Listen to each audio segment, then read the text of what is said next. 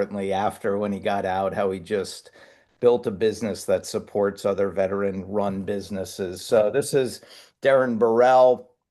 He spent a lot of time in the Air Force and was in Air Combat Command in financial management. He worked at the DoD, he was at the White House, and he started a business called Veteran Ventures Capital, which is a firm that invests in early seed investments in uh, correct me if I got this wrong, but tech defense, in that tech defense space. He has 11 companies that he's invested in and just doing some amazing work, and was just so quick to respond to my request to come on and speak with you guys. So just super appreciative, Derren, of everything you've done and mostly your support for these great men and women who are now getting ready to launch their careers. So thanks so much for spending some time with us today.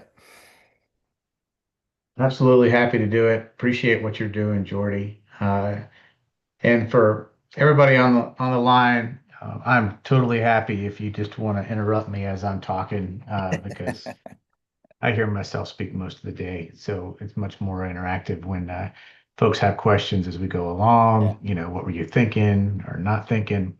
But absolutely. just happy to be here, share my story, maybe get a little bit of folks that maybe looking to do something, maybe similar or in parallel, Yeah, and just kind of again have a two-way conversation. But you got it. I'll briefly walk through my I Yeah, this guess is my what I thought we'd career. do. We'd love to hear a little bit more about your path, your career, and then what it's like to work in the industry. What exactly you do at Veteran Ventures, what the team does, and then we have a few folks who want to give you a quick. We work on their elevator pitches and how they introduce themselves. So we'd love to get your feedback on a few of our candidates, and then some of them want to go down the entrepreneurial route. So they have a little 1 minute elevator pitch as well. We'd love to hear your thoughts on what they're doing and any advice for them. So is that cool? Yeah, that sounds Awesome. great. That sounds So great. tell So us a little bit about yourself growing up. What made you join the Air Force? What was that experience like for you? sure. All right. Well, so we're going far back. 53 years old. I don't know if I can remember back in high school, but yeah. So background: I grew up in South Carolina. So born in Charleston, raised in the top of the state in Greenville, and then went to school at the Citadel, class of '94, and then decided. So my dad was in the Air Force for I think 5 years, not very long. Um, but your junior year at the Citadel, you're in ROTC, and there was a bad job market, and so I got a letter from my detachment head that said, "Hey, you can still be an officer and join the Air Force." And I was like, "Ah, sure, why not?" So I had absolutely no desire to do a career. Just thought, I'd be a good job. Maybe they'll pay for my master's, and then I get to see the world. So I did. I signed up. And right away, life at the Air Force was not exactly what I expected. I did get my career field of choice. You get a little bit of like, hey, give us your top choices. And I wanted to be a finance guy, a budget officer, because I thought, hey, that would transition pretty well in the private sector. So let me just do that. Um, and they gave me my top choice. So I was pretty excited about that. But I did say something stupid. I said, I'll take job preference over location. And I really wanted to be in, Florida or Charleston or something like that. And they sent me to Minot, North Dakota as my first duty station. So gave me what I wanted, just not where I wanted. Um, Turned out to be pretty awesome though. Met my wife there. She was a military brat. Her dad was he's a retired E8. So it's his last duty station and my first. So it was nice. So anyway, yeah, why not? Why not? Reason's a reason, right? So again, 21 years active duty. I was going to get out after five. The turning point for me was 9/11. I was deployed at the time in Kuwait, and actually was flying back on 9/11 from a not a long deployment, about 6 months. And So when we were just finished refueling at Aviano and came, as we were flying back over, they came out and said, hey, looks like we're going to be diverted. Somebody's attacked the U.S. And, what was a very loud kind of flight. We were all pretty happy going home. It became pretty silent because we didn't really know what was going on.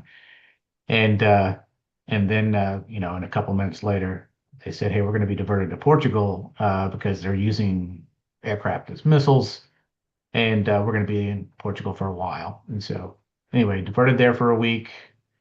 Finally got back home, and that's kind of where I felt the tug to stay in. So, I decided wanted to that really I just really wanted to make a difference. And so what turned in what I thought was going to be about 5 years ended up being 21.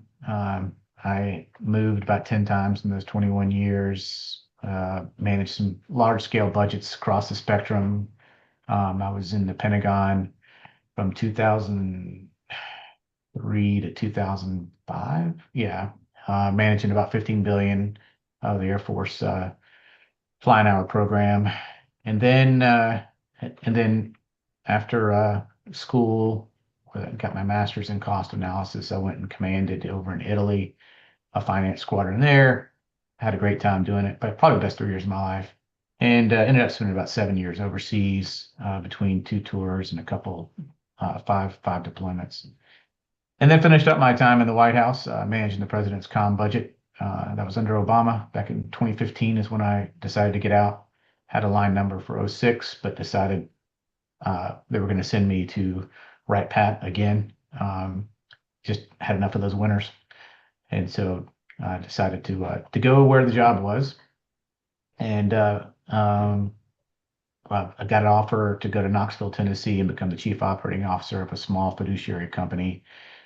And that's kind of where I, stayed in the financial arena, transitioned to the private sector, and didn't know a darn. It was about 401k, 401k management. We don't have 401ks in the military. Closest things to TSB. So, but I didn't know how to, run an organization, if you will, as a commander. So I just kind of used the same principles that I would have done at a a squadron or something into running this company. The COO pretty much third in charge, and just implemented things that you and I, on the people on this call, take for granted. Structure, organization, administration, process management, discipline, rigor. Those things that we bring to the table as veterans, I will tell you, are largely absent in small business. And so they just craved it, right? When I got there, they had about 450 million assets under management, and there were about 44 people.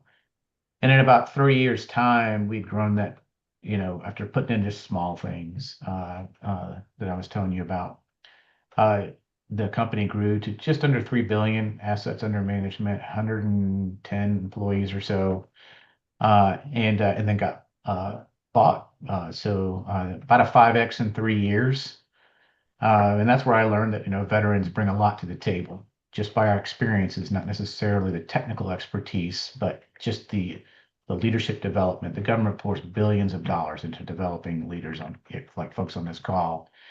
And so they come out, with the same leadership characteristics of Fortune 500 CEOs.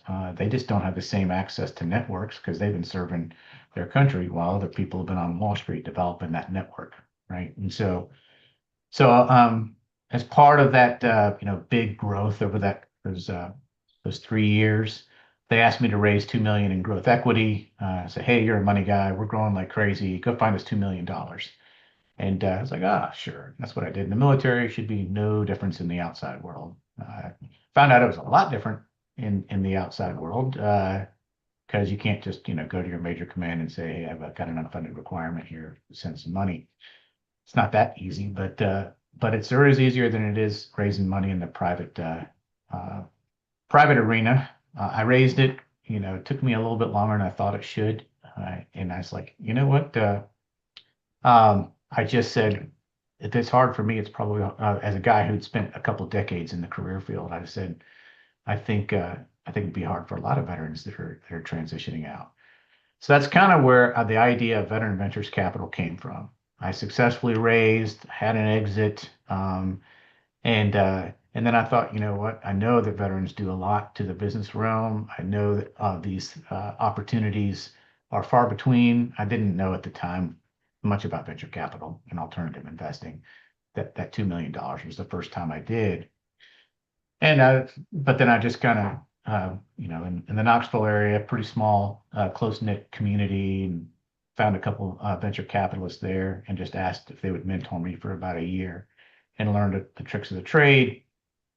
Got involved in some angel investing, led a local angel investment group, and then I launched Veteran Ventures Capital right around the 2018, 2019 period, and decided to raise a fund. So goal was just kind of like military Shark Tank, right? I thought, we'll get the pitches, find out the ones that I think will make a good return, and then and we'll go from there. Um, and so that's what I did. I didn't. Again, I'll say that I learned a lot as you go. I would not recommend this career path for, or at least following my example. I wouldn't do that. I just didn't know a lot. And there's a really nice path, and then there's like this other paths, and then there's just ones that are just like, yeah, I think I'll start a venture capital company. That was probably the stupidest of them all, but it worked. I think that's another characteristics of veterans is that, when we get our mind set on something, the resilience and the ability to get it done is the name of the game. Again, another principle I would apply when you're looking for that next job as you transition out is the number one thing I think that veterans bring to the table is mission execution. Okay, we get things done, and I don't believe it's the same necessarily in the private sector. Huge transition. I could tell you about all the problems I had at that small company that I was at in Knoxville for a while. But then I launched Veteran Ventures, and I decided to raise a $20 million fund, and went on my own in 2020. So January 2020, I went full time. COVID hit. Uh, Pretty unfortunate timing for that, because as a first-time fund manager, you're an emerging manager, you have no track record. And so the one way you raise money is you go out and you shake hands, meet people face to face, wine and dine and that kind of thing. And you're getting them to invest in the person rather than the investment vehicle.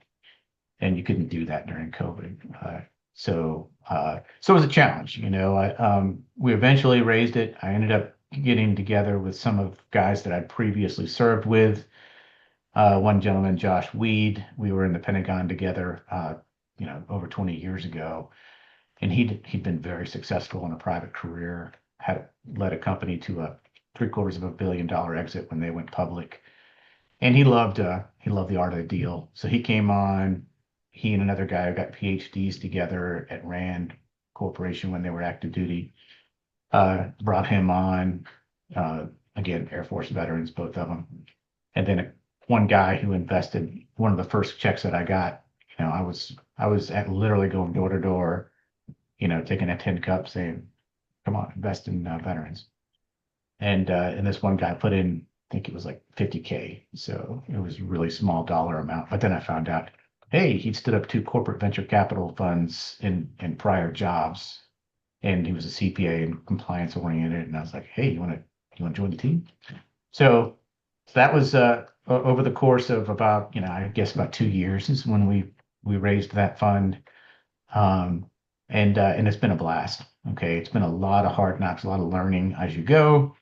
But in the end, we deployed that across 14 companies in the first fund.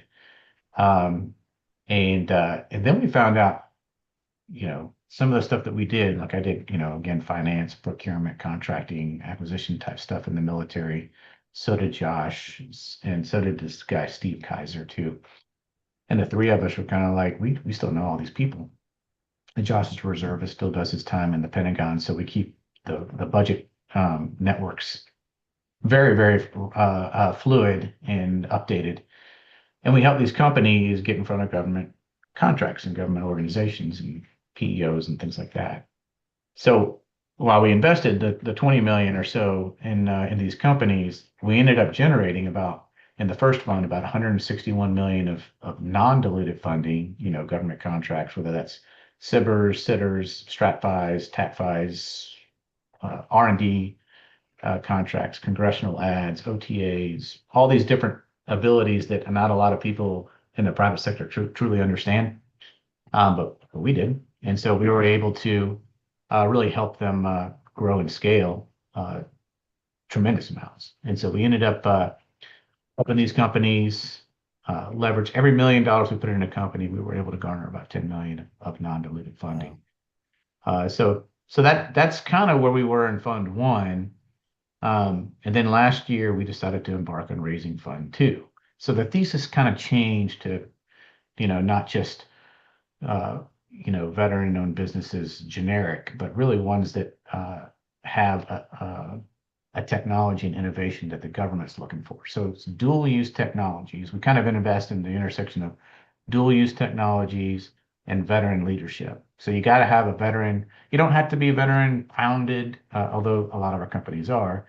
You just got to have a veteran in the leadership, somewhere in the C-suite, and then somewhere on the cap table, meaning they have ownership in the company, so they've got skin in the game and they're not going anywhere.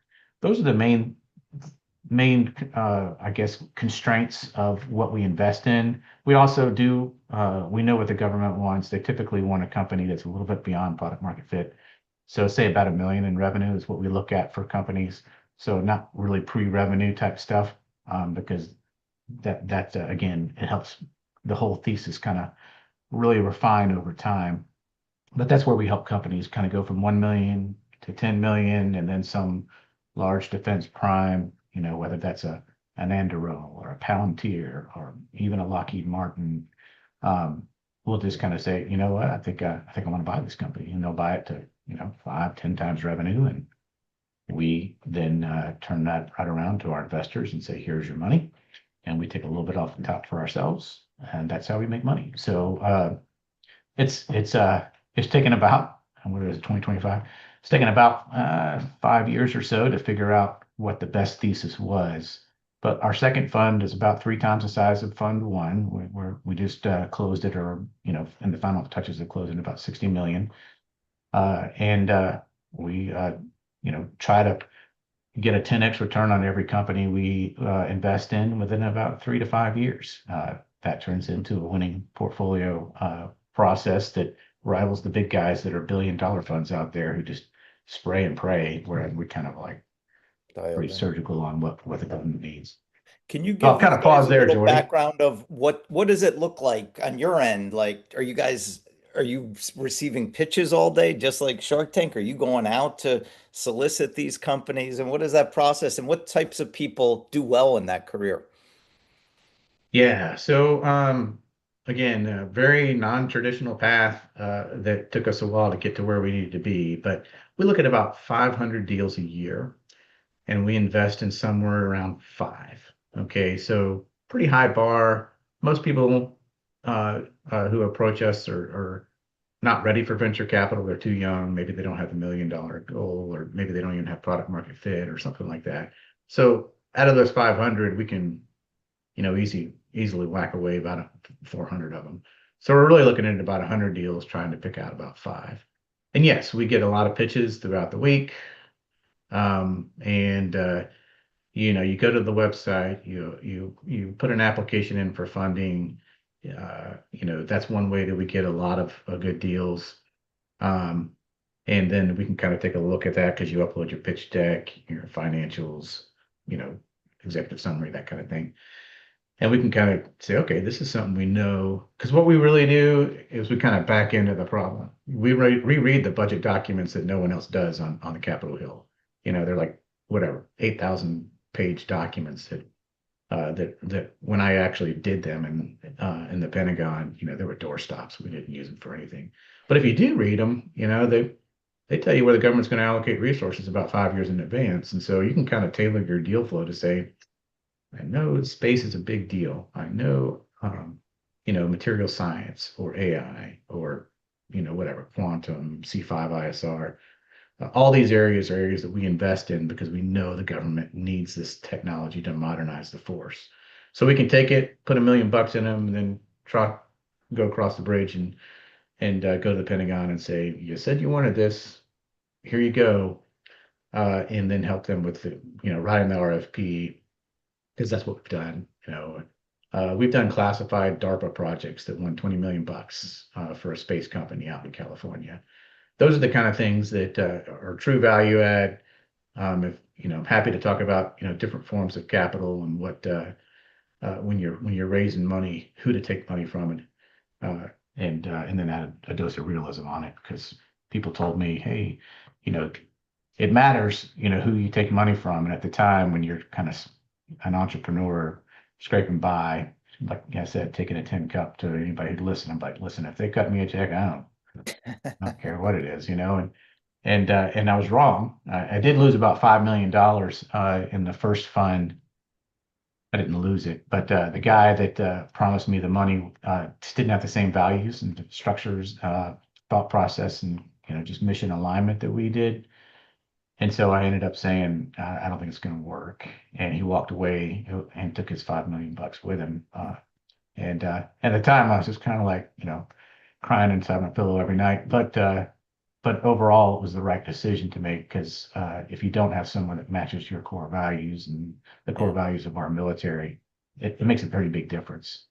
I don't even know if I got close to answering your question, Jordy. If you want to re-ask No, it, it's you can. perfect. How when your team decides to do some early seed investing in one of these, say, startup type companies, how involved are you in helping them run their business? Or is it hands off, or are you providing guidance or Oh, no, we're pretty active capital. Okay, so first of all, the difference between like venture capital and private equity is really control.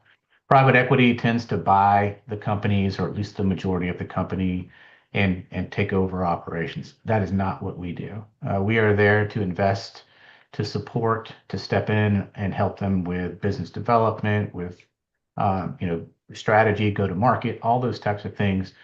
Uh, you know, but we're not there to take over at all. But we do like to say we give our companies about as much help as they can stand because we get involved. We typically have board seats, at least observer rights. I'm on a couple of boards of the companies, and but so we get engaged. We help them in their financials and all these different things that really help run a business, as opposed to just saying, "Here's your money," and then walk away. That's if we find out we can't be value add, which is really kind of then we won't invest. I mean, like healthcare, we don't know a darn thing about healthcare, and we made a couple mistakes in the first fund. yeah. We invested in a great company, True Made Foods, better known right here out of the DC area. Abe's a good dude that runs it. We don't know a darn thing about ketchup. You know, shouldn't have done that investment.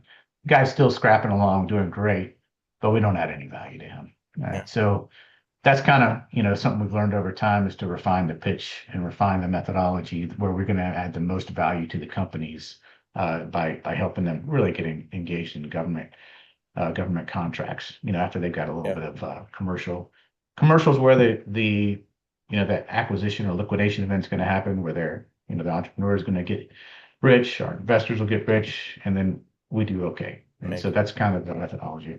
Yeah, I love it. Let's go to some questions. David, go ahead. Hey Darren, how you doing? All right, man. How you doing? Good, good. Well, I want to thank you for your service as a finance guy in the Air Force because I'll tell you that finance, comm, CE, and the MPF, everybody goes to visit you for not good things and they want it done right away. So thank you for your Yeah. service. I have a better understanding of why you decided to get out after a short 10 years, even though they were dangling the colonel above your head. But I Yeah. have two questions. Go ahead. Sorry.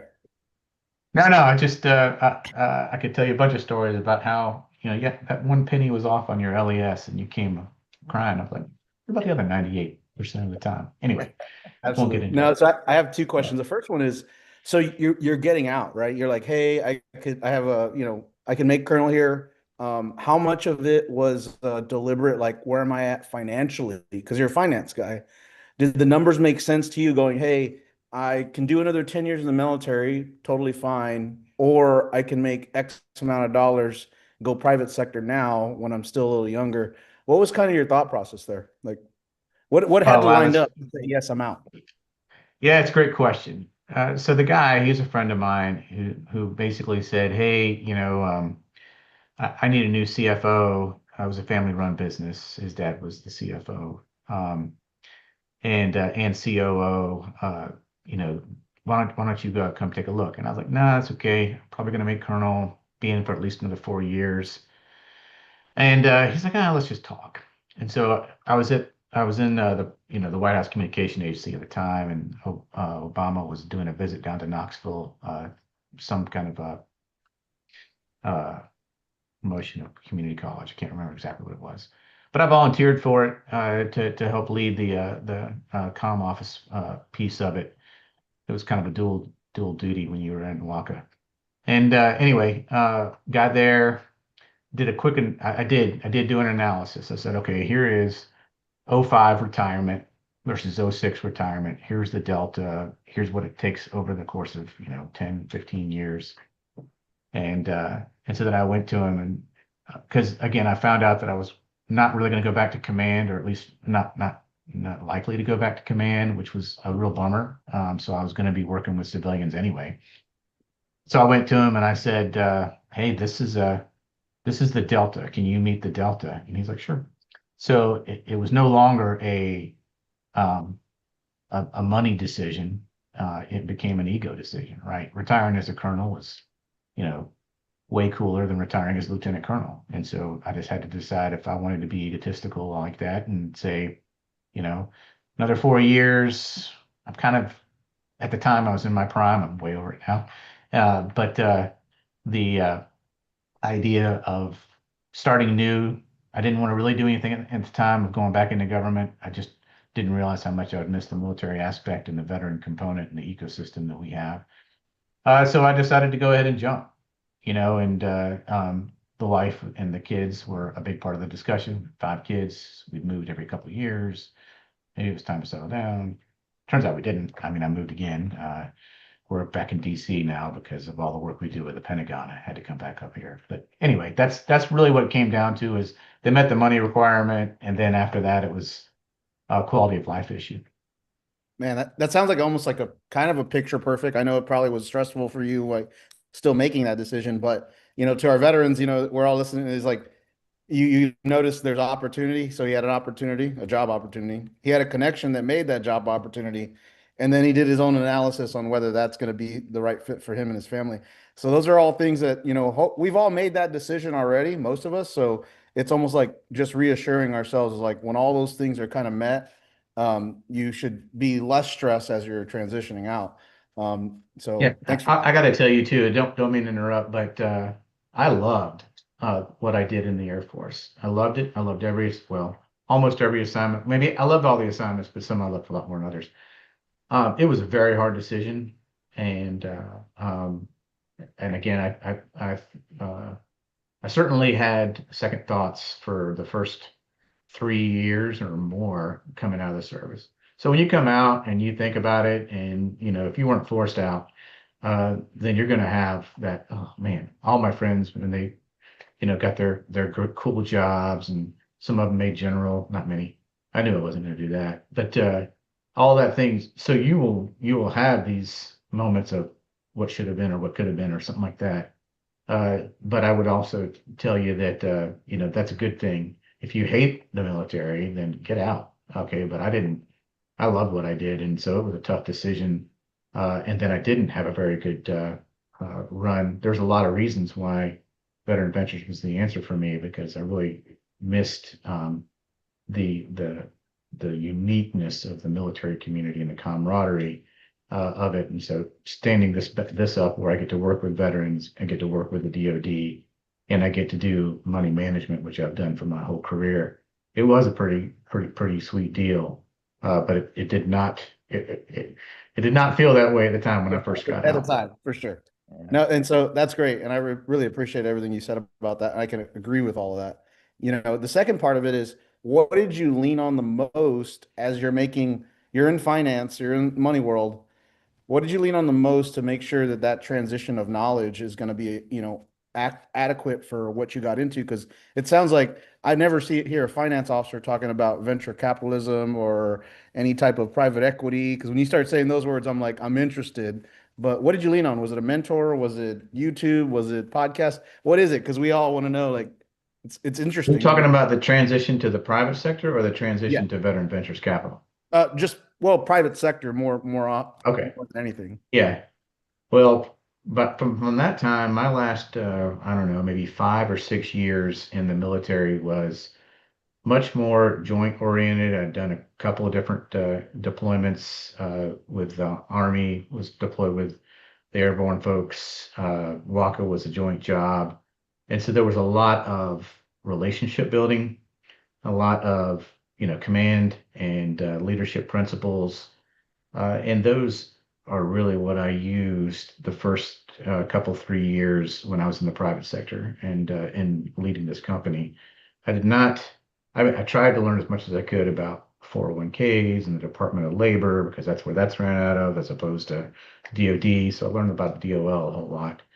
But for the most part, I just relied upon the last like five or so tours of the military and what I'd learned in working with people, leading troops, and figuring out the best way to take care of them, and try to do that at the business level. So it was more or less, you know, um, your past experiences and the leadership skills that you had garnered when you're in the military. And so I found those, and I still use those today. So I still have the same principles that govern me. Again, when I was probably major and above, that have really helped transform me and really helped shape how I lead Veteran Ventures Capital today. There's only 5 of us. It's not that big a deal, but we also, are helping our companies, mentoring some of the young guys there. And it's the same thing. The things that you're learning right now and that you've learned in the military, you're going to use forever. Yeah. Thanks, That's how it David. is. AJ, go ahead. Hey, sir. Thanks for coming on and speaking with us. Admittedly, my first question is going to be kind of selfish. I just started my senior year at the Citadel, and you are the first graduate that I've ever gotten to speak to. So, wh- in in your career, I guess, how has being an alumni from the Citadel kind of come up in like regular like job interactions? First of all, shave your beard then if you were at the Citadel. That looks It's terrible. all online. They don't really see my face that often. So, my son just finished up his freshman year at the Citadel. He's third generation. My dad was 64, I was 94, and he'll be 2028. So I have a pretty deep understanding and love for my alma mater. It is, not a surprise, not as favorably looked on as the military academies. But I would say it's, right below all of them. I'm involved in a bunch of different, they call them like ring knocker groups that have those different service components. Both my two partners I mentioned earlier, Steve and Josh, are Air Force Academy grads. They don't. So we joke around a whole lot. I and you paid for your punishment, whereas they got it for free. So we talk about it a lot. I will say that the Citadel has a very good reputation in the military, and traditionally speaking, that has helped me out. I would say also that you're typically a little bit more physically fit. I ran track and cross country on a scholarship at the Citadel too, so I still try to run a little bit today. But all of those things help come into play in the military. In the If you're going to stay in the private sector, and only a third of Citadel goes into the military, right? 2/3 stay in there. Uh, if you're in the south or southeast area, you're going to do okay in the private side as well. So they have a pretty good alumni network there. So again, I'm involved. I'm probably going to join one of the boards in the Citadel over this next year or so, and now I go to every home game because my son's there. So it's great opportunity. Congrats on making your senior year. What company are you in? I don't think they assign on the Oh, active duty you're like cool. online as a Yeah. So Yeah. when I talk to my instructors, they always try to like, because I try to talk to them like a person, because I don't know how to like, I was never a knob. So they always kind of like come back at me with like, hey, you're not talking to me right or whatever. And then I'm like, okay, yeah, I'm active duty. And then they kind of lighten it. But a little bit different experience on my Yeah. end. That's Thank, cool. No, they didn't have that program when I was there, so that's pretty cool. Good opportunity for you to be a part of a pretty big network too. So it'll help you out a lot. Yeah, I was extremely fortunate. At the time, it was the only like tactical strength conditioning degree that was offered like in the nation at the time. So I got super lucky and super fortunate to get picked up for a program. thanks. Second question, I want to make it real fast. In your opinion, are there positions that you would have within your company that say somebody that doesn't have the associated experience, like say a 13-year Air Force bomb tech would have, that you would, as an entry level position, that you would take a shot and be like, hey, all right, we can like teach them some stuff. They have a high proficiency to like take in information and regurgitate it and put it into practice. Are there opportunities that you would take a shot on those kind of people? Yeah, so I would say it's more or less our portfolio companies, opportunities that they have when they're growing, because we invest in the company right before they hit their growth stage, right? So we're putting in anywhere from 1 million to 6 million in capital for help these companies go from, call low rate initial production LRIP to full production of whatever things they're doing for both the commercial sector and the private side. So they're always looking for folks that would meet that criteria, and they know our methodology and our background and our desire to see them get more veterans in the game. So they take our stuff. So we're a 5-person GP, general partnership. That's pretty big, overweighted by any stretch of the imagination for such a small amount of AUM.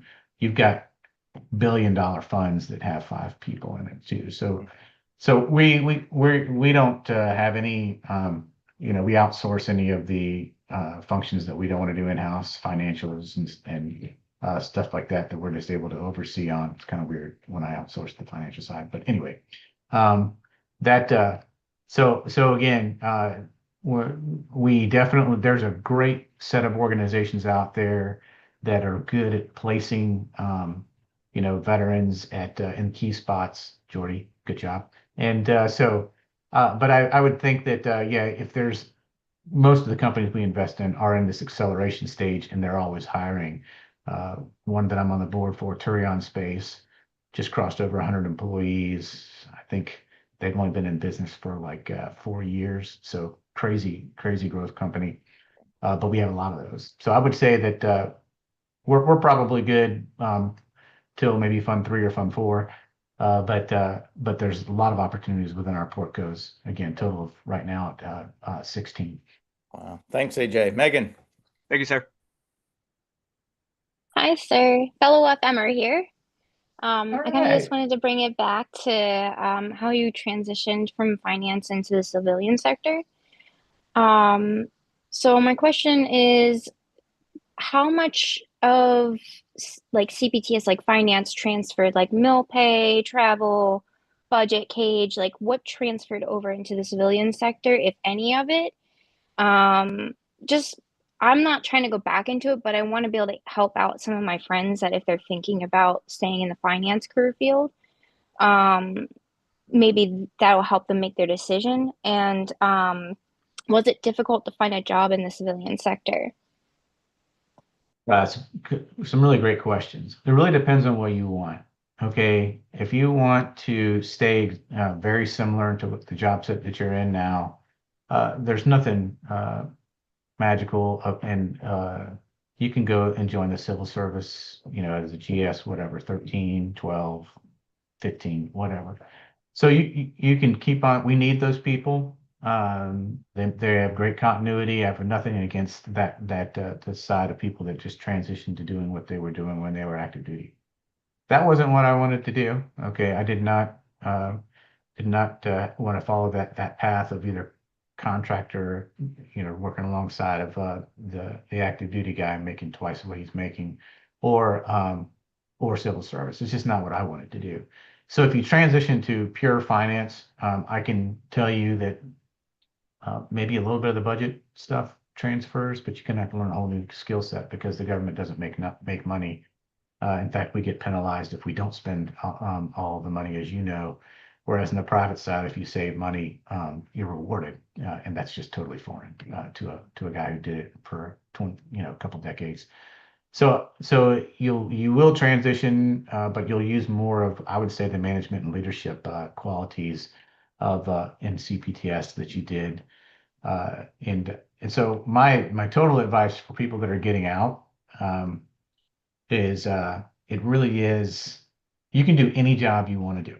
I'm convinced that veterans can make things happen that because of the mentality that we've built up over our careers of, whatever it takes, I'm going to take that hill, do more with less and less again and even less. That translates to any career field, but you got to get your foot in the door. So I think that it is who you know when you transition out. So I would go to all your previous mentors that got out before you did and say, who do you know?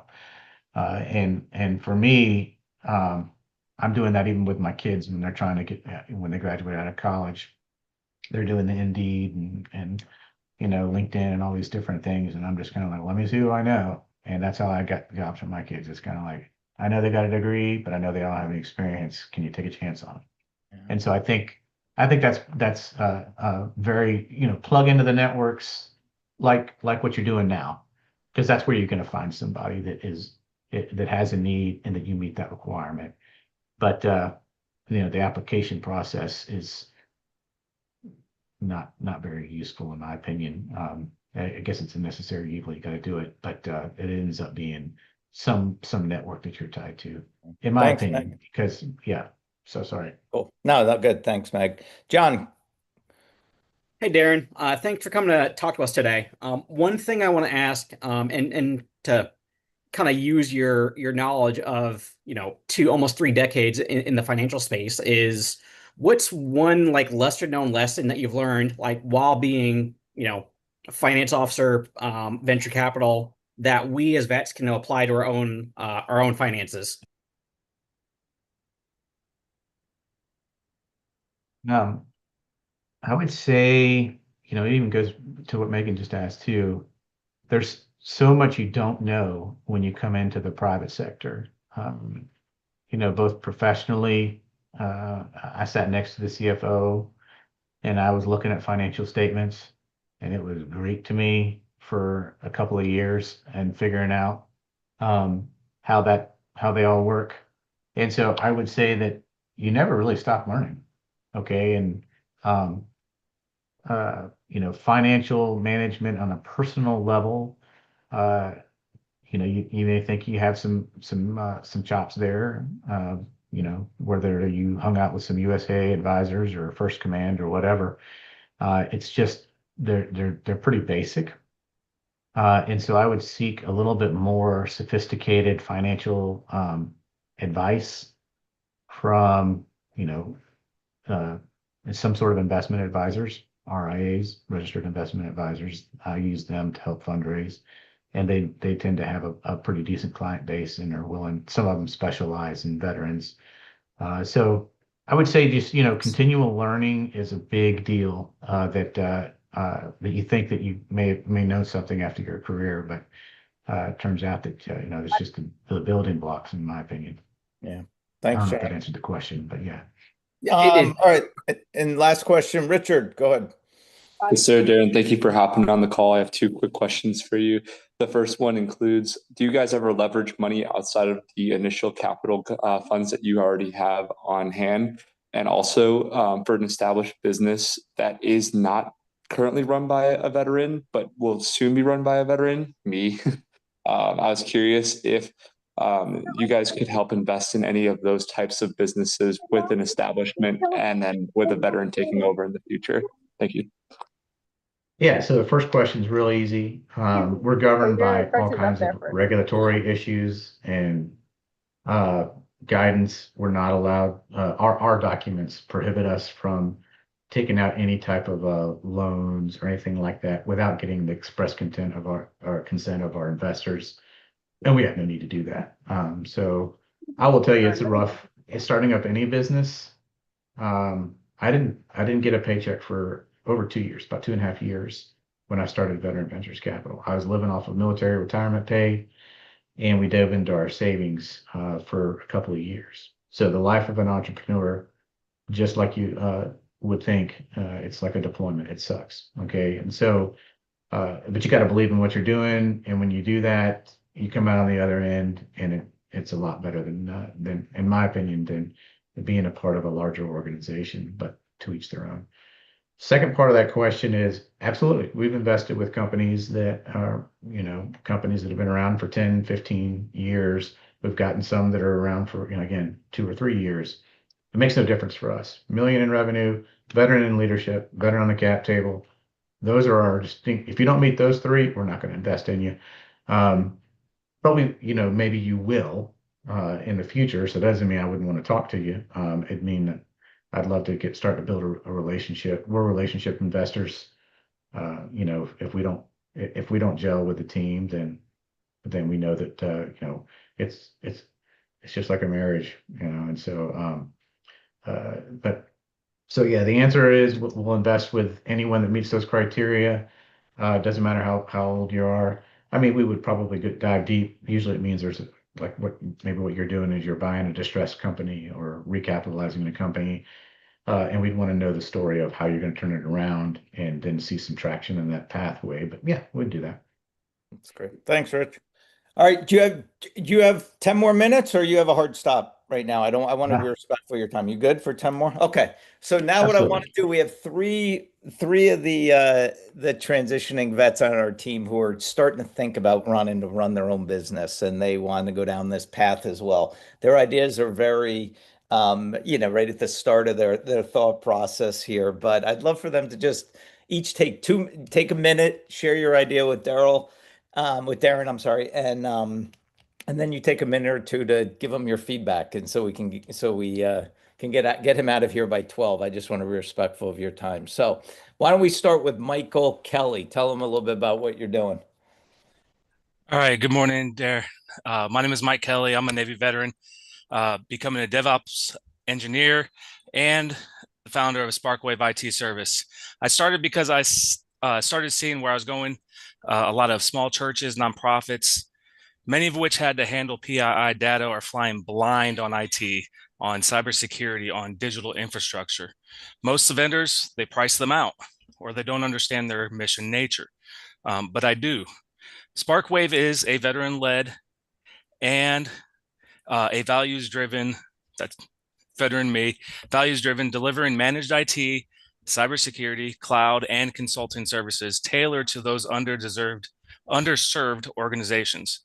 Right now, it's just me, but I'm serving 2 churches here in Virginia Beach and 1 nonprofit organization in Indiana on a volunteer basis, testing and validating the service of which I am planning to serve. But the model is lean, it's reproducible, and scalable nationwide. My vision and mission is focused on securing vulnerable infrastructure in faith-based organizations, many of which run shelters, youth centers, and community hubs, while also building a path to a plug-and-play software as a service layer. I'm not just the founder, but I run the strategy, I do the architecture, and have plans to scale. I'm starting with a white label IT service since I don't have my own data center. Yet with the right partners, I believe Sparkwave could be the next go-to provider for secure, mission-aligned IT in the faith-based and nonprofit space, a service that's here in the USA, data centers that are housed in the USA, and serving those here in the USA. Well, first of all, congratulations, Mike. That's phenomenal. It sounds like a truly mission-focused vision that you got there. So I love what you're doing. And honestly, you gave a very comprehensive look of addressing the need. There's a huge problem area in here. And I got to tell you though, it sounds like how are you going to get paid? You're doing these pilots right now for free. So, what is your plan to turn and convert those types of businesses into paying customers? Because it's a hard life working with nonprofits. So yes, thank you. And for right now, what is the setup with the churches that I'm at now? They happen to be the churches that I am a member of, or that I participate with, and so that support does that volunteer support does end once I move. But all three organizations have already seen and are looking at what they will do to continue with me if they do.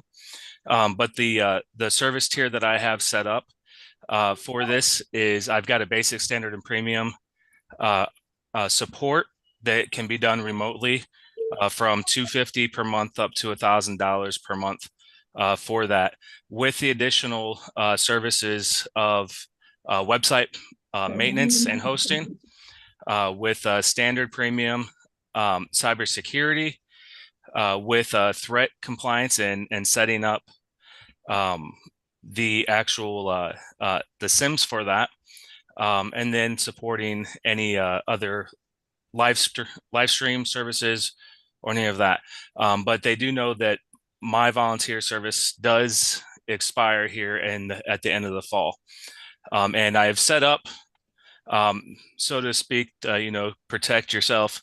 I have set up the structure in a way that it can be transferred to somebody else, and somebody else can run that.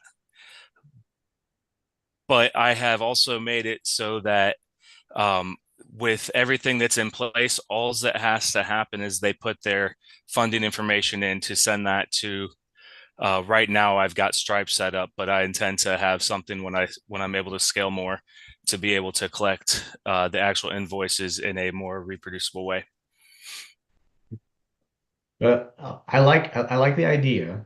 I think your execution, you really got to think that through, because you're in a very contested space for the profit side of the house, not for nonprofits. Obviously, there's a reason why those have been neglected, is because if you're talking about $200 a month, that sounds reasonable for a nonprofit. But if you're talking about $1,000 a month, I mean, from our cybersecurity and IT infrastructure, we pay about 11 or 1,200 a month. I can't remember exactly what it is, and that's for 5 people. And it's based upon a user model.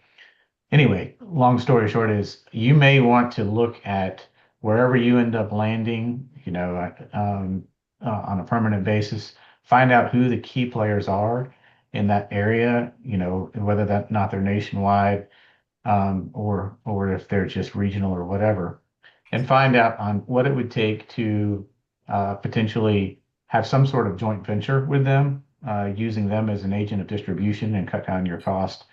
We could talk a little bit more about it, because I know we've got a little bit more to come through, and I'm happy to go over, Jordy, if your folks great. are. But my initial thoughts is you're on the right track, but execution of the conversion to money is going to be a challenge for you.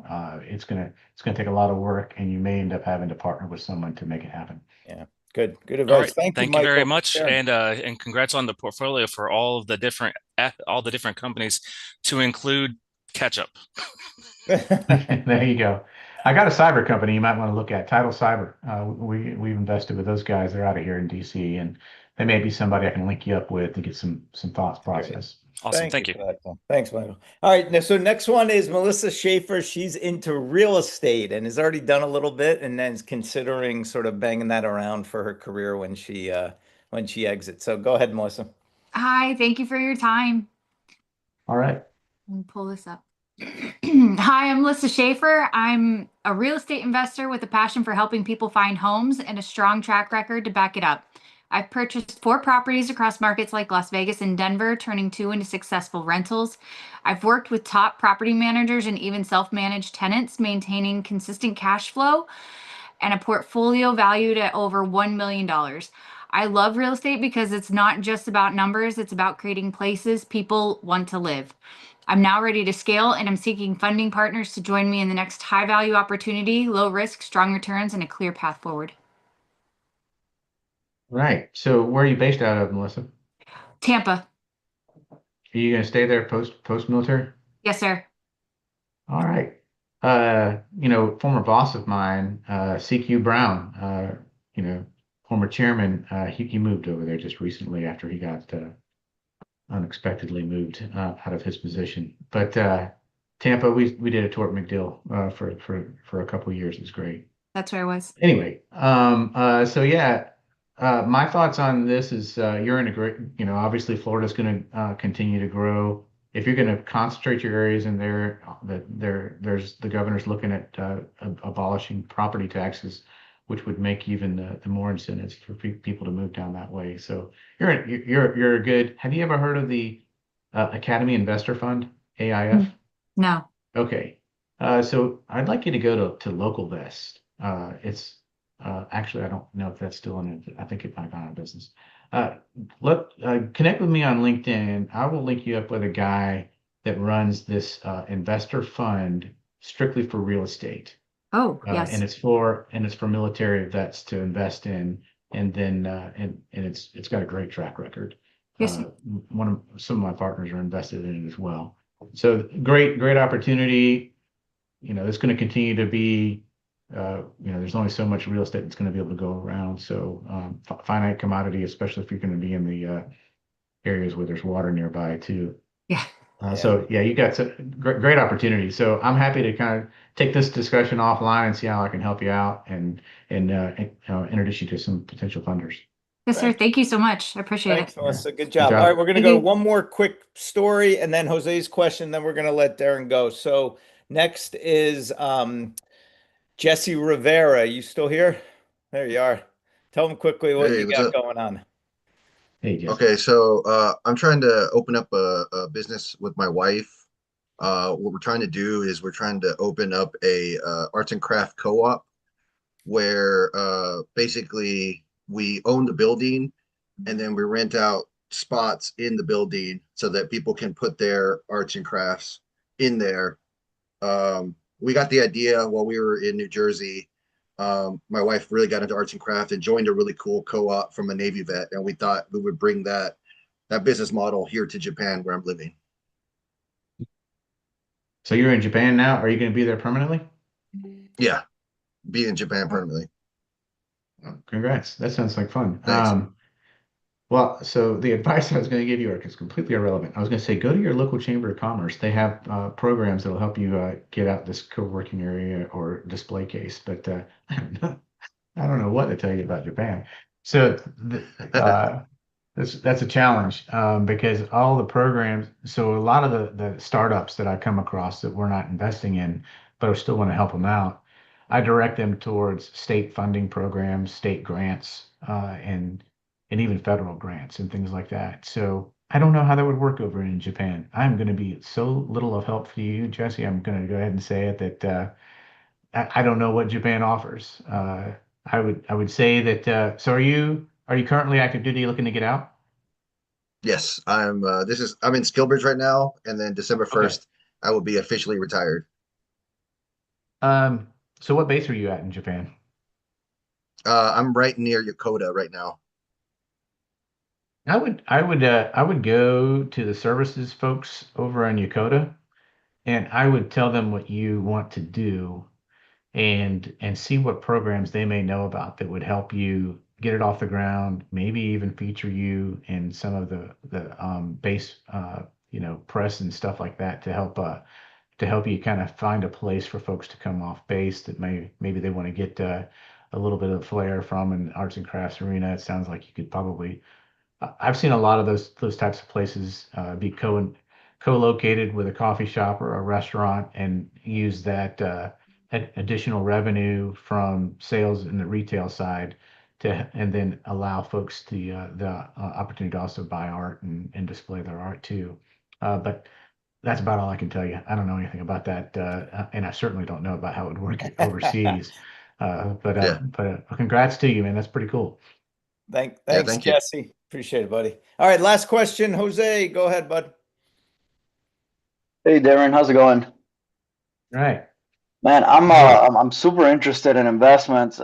That's like the I call it like the old people proof career path. Like, the older you get, the more expensive you are for companies. But like, if you get your money to work for you, man, that's just next level. And I wanted to kind of tap into your knowledge a little bit and like, what sort of money would you say? Uh, does like a transitioning vet would need to start like investing? I've been looking into like franchises and stuff like that. Um, I yeah. heard. So what are you trying to do? Are you trying to be a passive investor? Are you wanting to start your own business? Are you looking to make that, the career field, or just, sometime in the future? Tell me a little bit more about what you're asking. It's basically like looking for alternate incomes, right? So I want to have like a 9 to 5 job, but I also want to like passively invest in something like, a portfolio like what you're mentioning. Or I was even thinking like, opening a franchise and being, like a franchise owner, but like the sums are insane. Like you have to have like $2 to $5 million in liquidated assets and stuff like that to even consider starting something that's successful. Yeah, there are franchises out there that are less than that. There's a group out of I think Georgia called FOLA Capital, FOLLA Capital. You might want to check with them out. I know they are sponsoring a franchise uh, group. I can't remember what the restaurant's called, but it's totally veteran owned. You can get more information off their website. But what you're trying to do is, yeah, do this on the side. Where are you retiring to? I'm currently Wait, in the Panhandle, Florida. okay. We're my family now. We're hoping to stay in this area. Okay. Well, so what I would do is I would do after this meeting, I would go ahead and Google angel investment groups near me. Okay. And get involved in the local angel investment group. I know there's one there because they've invested in us before. Or at least in one of our companies. So every little organization has this, group that meets together. Typically, it's, you spend maybe a grand or so to join this club, and then you get deals on a monthly basis. They meet together, and then people will pitch them. This is what I did in Knoxville for about a good couple of years before deciding to go VBC all on my own. And I learned a lot on how they value deals, what the good deals are. And it's, you only invest in what you want to. Angel investment groups, all the control lies with the individual. Venture capital, like me, I have the discretion authority to make investments on your behalf when you invest in us. So a lot of people want to have their own control if they really want to get involved into it. If you're passive, just, throw your money in a fund like ours. But I would join the investment group. I would learn how the tricks of the trade work there. And if you like a deal, hey, throw 5 grand at it and see what happens. I've done that, and it's worked out pretty well. So that's what I would do. I would get involved in local angel investment group. They typically have people that run everything, and you just show up for the meetings, listen to the pitch, and decide if you want to invest. So that's a good way to learn. That's how I did it. And I think it'll give you a lot of tricks of what to look for. Even if you start your own business on the side too, you'll know what investors are looking for by listening to those types of pitches and then the discussions afterwards when they kick the guy out of the room. Yeah, good advice. Thanks, Jose. All right, Darren, I can't thank you enough, man. This was awesome. Obviously, from all the questions, you could tell there was a ton of interest in what you said and your advice and guidance, and just hearing more about your story. And all the best to you, to VVC, man. We're big fans here, so thank you so Now, much. Jordy, I appreciate the time. It's been a blast. I love talking to folks, letting you know I've been in your shoes. There's a little bit of uncertainty, and there's always going to be those times where like, am I doing the right thing? Just move forward. Just Yeah. take one step every day forward, and go to groups like the Seven Eagle folks, and really pour your heart and soul into the discussions here because you're going to learn a ton, and I love it. Jordy, anytime, anyway, just like I said, I'll put my information in on LinkedIn. Reference our meeting here, and I'll put you to the top of the line whenever we have questions. So